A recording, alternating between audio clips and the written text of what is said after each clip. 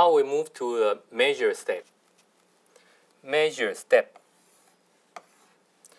The purpose of the measure step is to evaluate and determine the present state, which means the current situation, how good or how bad of a process. Some people eager to jump into the improve phase just to change the process, but it's too early. Before you make change of the process, you need to know how good or how bad you are before you make change. So how do you know how good or how bad you are? You need to collect data. So measure phase is for the data collection, and also to identify in order to identify key process input variable, we call the KPIV, and also key process output variable, KPOV. What's the key process variable? You need to know that before you collect the data. And the data can be from historical record, sampling, or observational study. You purposely collect data from the process. It's quite important. And then after you collect data, some of the simple method to present the data will be useful, like a histogram, box plot, and Pareto chart, and the other. And most of them we'll cover in detail later, but here is just an overview. Some business, the measurement system must be developed. And sometimes you don't even have the system to collect data, then you have to develop your own measurement systems. And also measurement system capability can be important, which means that because you need to based on data to make an important decision to know how good or how bad you are, and therefore the measurement system, the system to collect data become quite important. That will affect the quality of the data. And therefore we also need to do this thing we call the measurement system analysis or measurement system capability analysis. And the detail we'll cover in a later chapter. But he's just emphasized that the data is important, the quality of the data is also important. And then if you know what data to collect and how to collect the data, and before you leave this step, you need to do some checking. This is a checkpoint.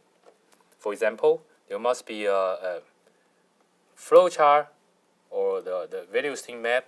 It's like a more detail. After you're doing CPOC in the define phase, in this step, by the end of the measure phase, you should have a quite detailed process map, or called flowchart. It's quite important for understanding. And in this map, there's some key point you should have data represent. And also, at least KPIV, KPOV must be provided.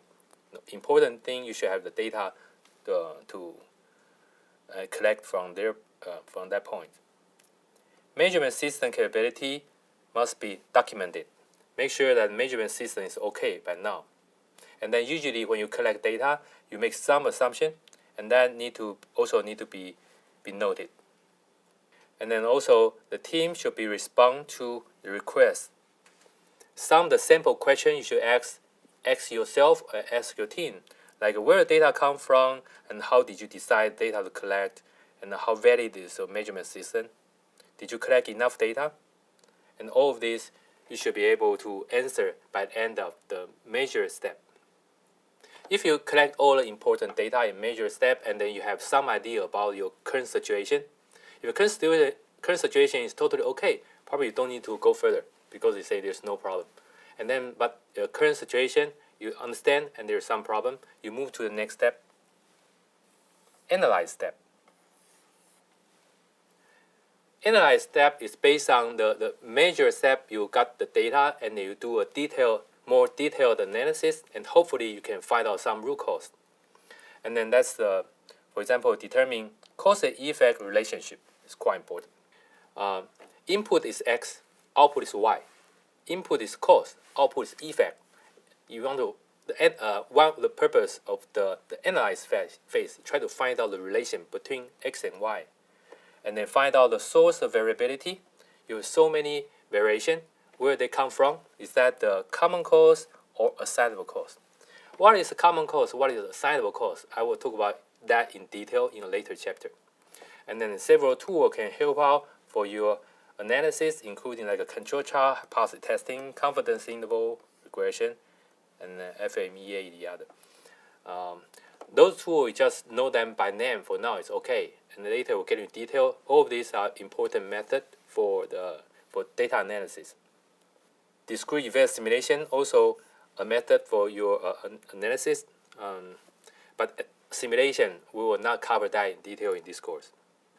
So in analyze phase, they use a lot of statistical analysis, and there are some non-statistical analysis. And after that, you need to do some check. Here's a checkpoint, including what's the opportunity to target for investigate in the improve phase. So analyze phase, after you analyze, you find out among all the data, or all the variables, some are important, some are not so important. So you know where to focus on, where to target it. And also what data analysis support the investigation for the targeted opportunity and opportunity for improvement. That's also quite important. And then any other opportunity that are not going to further evaluate, because you need to do some screening. Some are important, some are not. So you understand what something you need to target on, but some are not. And then the project is still on track with respect to the time and the outcome and any additional resource needed. Of course, you need to check that as well, and then before we move to improve phase. Okay. So after that whole gate, you can move to the next phase. Now we move to the improve step. And assume that in analyze phase, you do some statistical or non-statistical analysis, and you find out some clue, and then you can move to the next step, which is the improve phase, to make some real improvement. And how to do improve? And including like a process redesign. If you find out some bottleneck, probably you need to redesign your process to reduce the bottleneck. And some method we call the mistake proofing.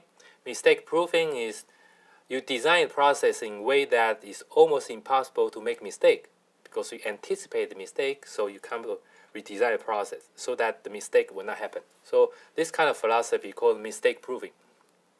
Or you can use some statistical tools to build statistical model, and so that you know how to optimize the process. And the method we're using called the design of experiments. Design experiment, or design of experiments, or experimental design. There are different similar names, and some book call it DOX, some book call it DOE. So that's the same thing. Design of experiment is one systematic way to help you to find out the relation between X and Y and help to optimize the process. So that's a very important method in the improve phase. In some book, we also call the design experiment as the engine of Six Sigma, because that's in the improve phase is quite important. They keep the whole thing running. And then we will cover that in detail in a later chapter. And the DOE is not just to do experiment for the physical process. You can also do that for the computer model of the process. So it can be some general method. And then also you probably need to do a pilot test the solution to confirm it will solve the problem. If you find out some clue, either by optimize the process or redesign the process, you need to do some pilot test, small scale, to make sure that works. And then here is the checking point for the improve phase. For example, you need to adequate documentation. That's quite important if you really make some improvement. And then the document the alternative solution. If that not going this way, what's your plan B? You also need to put that in your document. Complete result of the pilot test. As I mentioned, that's quite important to run that in a small scale to make sure it's running. Or you generate some prototype. And then plan to implement the pilot test on full scale is also quite important. You need to have some answer in this phase. Analysis of any risk implement the solution, because nothing is perfect. When you do this, you've got to have some trade-off, some pro and con, some risk, and then you need to have some appropriate risk management plan in this phase. That's the improve phase. And after that, some people may think that after improve, that's the end of the project. Probably can write a report and tell manager that, okay, it's done. But it's not. It's not end of the story. You still have one step to go. It's a control phase, control step. Control step is equally important, and some people tend to ignore or skip that, but it's simply wrong. Because after the improve And if you don't have a mechanism to control the result, and sometimes you just improve for that moment, after a certain time, they will go back to the beginning. And that happened a lot. So control phase is very important. They need to complete all the remaining work, of course. Provide the process owner with a control plan. Control plan means how do you sustain the improvement. And then if later is something wrong, what will you do? All of this, you need to put that in the control phase. Training document should be provided, how people are going to implement that. And the method and metrics for future auditing. The audit is quite important. You should have some metrics to keep tracking. And then transition plan for the new process, including validation step, is also quite important. Because later, if you have a new process or similar process, can then use the same result. So you should have some transition plan. Or now you're from the old process to new process, something before, after change. How are you going to do that? Sometimes it's not trivial. You should have a plan, transition plan. Here's the checking checking point for the control phase, and that including the data illustrate the before and after result are in line with the project charter. Because at the very beginning, you talk about the value opportunity, saying that there's some opportunity, possible saving. Let's say that at the very beginning. But now you already finished the project, you need to compare before and after to see if that really fit your expectation. And that's actually quite important. Also, the process control plan complete or any procedure to monitoring the process is also quite important. And there's some techniques called control chart. We're going to cover that in a later chapter. Will be a good way to monitor the process. Essential document for a process owner completed. The documentation is important again. And the summary of lesson learned is also this important too.